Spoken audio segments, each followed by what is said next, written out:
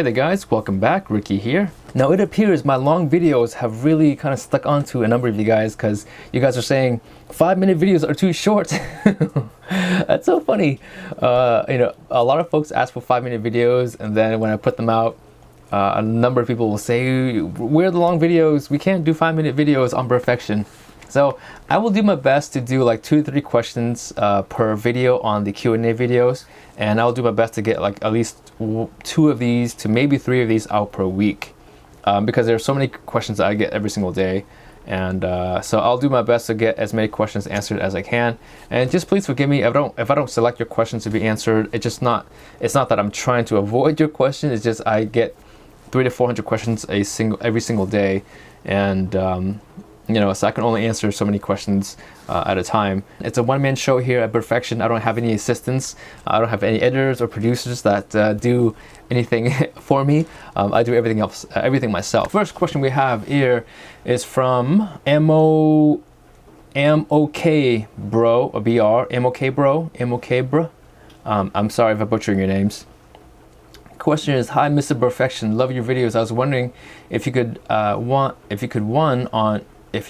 one on sharpening regular carbon steel versus stainless steel, and what stones to use with each type of steel. And then I recently brought some diamond stones from DMT, and I can get my stainless knives pretty sharp, but not super sharp because my stones only go up to 1200 grit. I wanted to buy some finer grit stones, but realized I have to be wary of the hardness of the stone versus steel. Hope you read this. Cheers. Okay, so the first part of the question is, is there a difference between sharpening regular carbon steel versus stainless steel?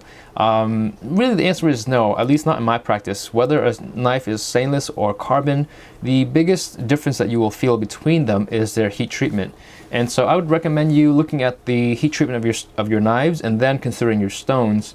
So of stones that I've used, let's say the Sharptons, the Naniwas, the Suhiros. So Sharpton Pro stones are their kind of mid-entry, essentially they are the entry-level stones. Those stones can pretty much handle most knives up to 62 to even 63 Rockwell. After 63, they kind of slow down a little bit. And so if you have a knife that is over a 63 on the Rockwell scale, I would say the Sharpton glass stones may be a little bit better for you. The Choceras, the Naniwa Choceras, can handle everything up to, I've sharpened knives as high as 66 on the Rockwell scale, and they've done really pretty much fine. So if you going the Naniwa route, the super stones generally are going to be for your softer knives. The super stones, I have found that knives over 62 really slow the stones down, not just in terms of overall hardness of the knives, but the stones really load up fast. And so you really may have to make sure that you either have some sort of cleaning device. I recommend a rust eraser for the generally for any stones. The rust erasers that I use, the Sabatoris, I think it's called Sabatoris, they are like $7, and they can clean any stones from 120 grit up to 10,000 grit. That's the highest I've tested them on. So Naniwas, Superstones, generally for your lower grit or your lower hardness knives. Choceras are for your higher hardness knives. Suhiro, so Suhiro Syrax, the Suhiro brand is a really interesting brand. So I've used the Syrax, that's the cheapest Syrax, or that's the cheapest Suhiro I've used. And I have sharpened knives up to 66 on the Rockwell scale, and that stone handled it well. So the Suhiro brand, I can recommend them for pretty much any Rockwell treated knives. That's something that I can't really say for any other brand so far. Those are the main brands that I have used. Obviously there are others out there, but I think you'll be okay. I'm pretty sure if your knife is under a 62 Rockwell, pretty much any stone that you buy will be fine for it. Now you already have a DMT 1200, so the other part of your question is, how do you get your knives razor sharp? Honestly, you just have to practice. A 1200 grit stone should give your knives a razor's edge. If you want to get it even sharper than what the 1200 can give you for on the cheap, is getting some newspaper or getting a belt and just dropping your knives at the same cutting angle on the belt or on the newspaper. That will really get your knives cleaned up. And so if your technique is correct and your angles are good and is consistent from tip to the heel, your knives should be fairly sharp at 1200 grit. I have shown you guys in videos where I sharpen knives at 120, 320, 400, and they are considered pretty sharp by most standards. Try the newspaper first, try the belt first, and then if you're not happy with the results there, then consider a higher grit stone, or a strop with some sharpened compound.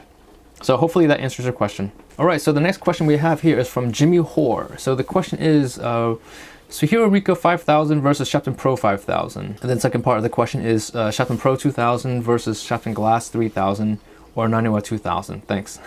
Okay, I love these questions. Not really a question. I guess it's kind of either a video request or it's a question, but let me just give you guys a breakdown of these stones. I've used all of them, so I know them fairly well. The Suhiro Rika 5000 is a soaking stone, and it is a stone that is one of my favorite soaking stones because it gives your knives a very kasumi finish. It gives you a hazy finish.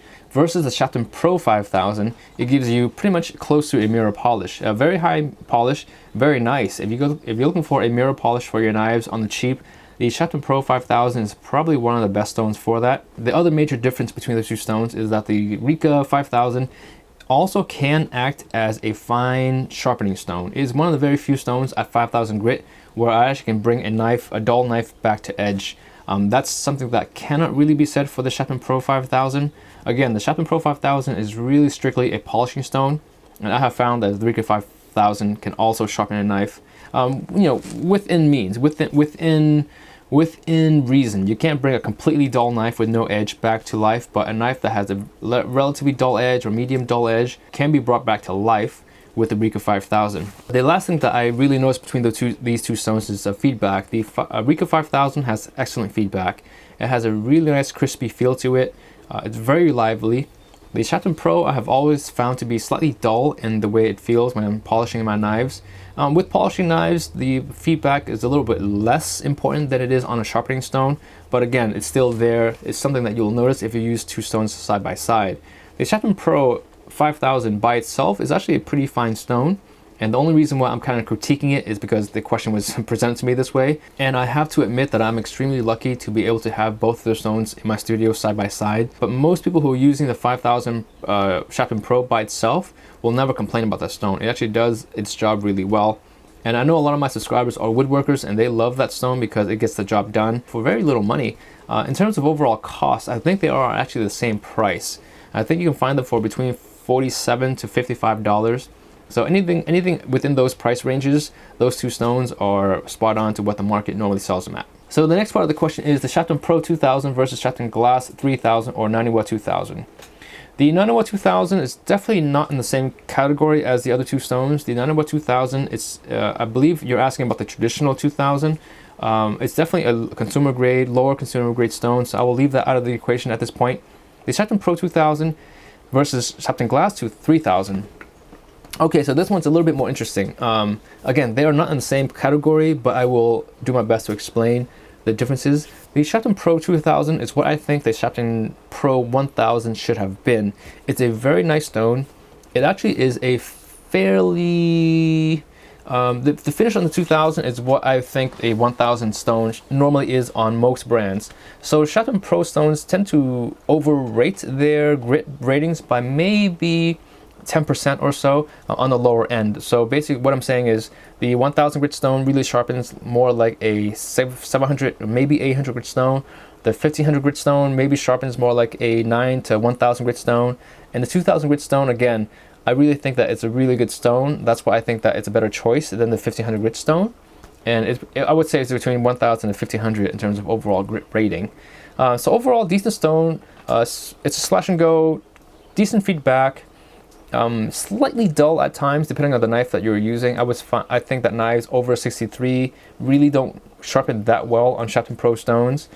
Knives up from 55 to 62, they feel really good.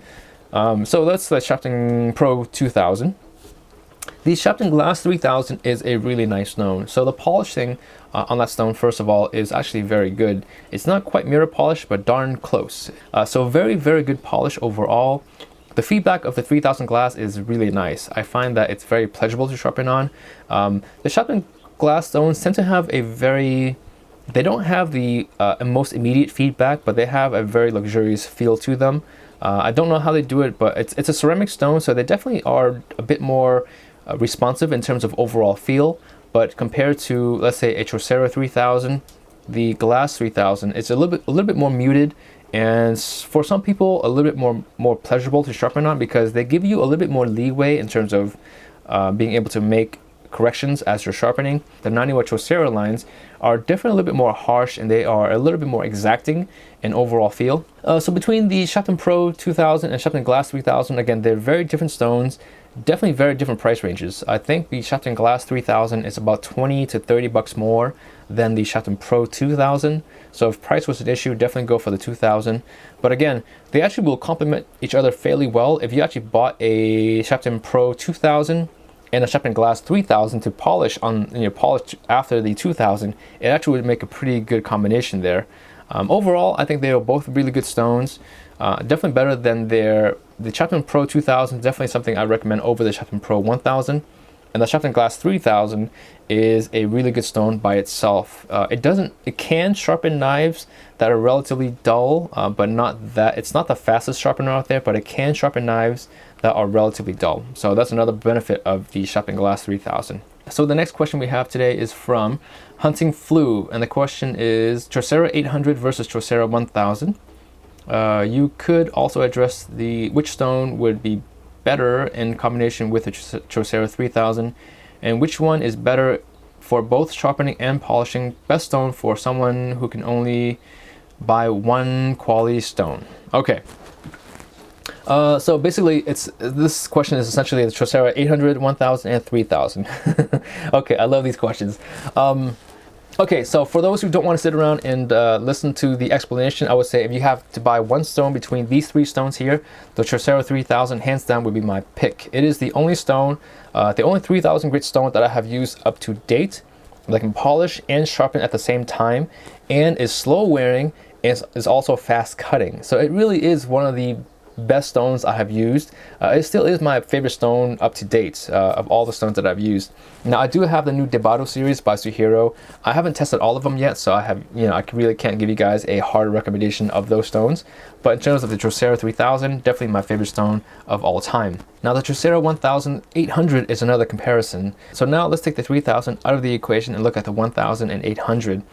The 800 to me is a better cutting stone than the 1000. It's a bit more responsive, it's a bit faster cutting, and it's a bit more lively compared to the 1000. The 1000 grit stone feels a little bit more muted than the 800. It may be more like 300 to 400 grit better than the 800 grit stone, but to me, the polish is not something I'm worried about at the sharpening level, because if I want a higher polish, I can just go to a higher grit stone after I'm done with my sharpening. For me, polish is really not important on the 1000 grit or sub 1000 grit level. To me, the most important thing with 800 grit stones or sharpening stones, this is what this category is feedback and responsiveness. Speed is also up there as well, but speed is not as important. The 800 grit stone definitely has a better response than the 1000. And hand feel, tactile feedback, the 1000 feels a little bit more smoother, a little bit more luxurious as you're sharpening. So if that's important to you, then the 1000 is also something that you can look at. But again, to me, it's all about responsiveness, and the 800 grit stone is definitely that stone. And the last part of the question is, which stone would be better to complement the 3000? Hands down, the 800. My personal combination that I use pretty much whenever I need to sharpen my own knives is the 800 and the 3000 Chaucera. I do have the 1000 here. I don't really use it very often. I do use it in comparisons and sharpening videos and some tutorials, but for my personal knives, I go with the 800 and the 3000. Hunter Flu, thank you for your question.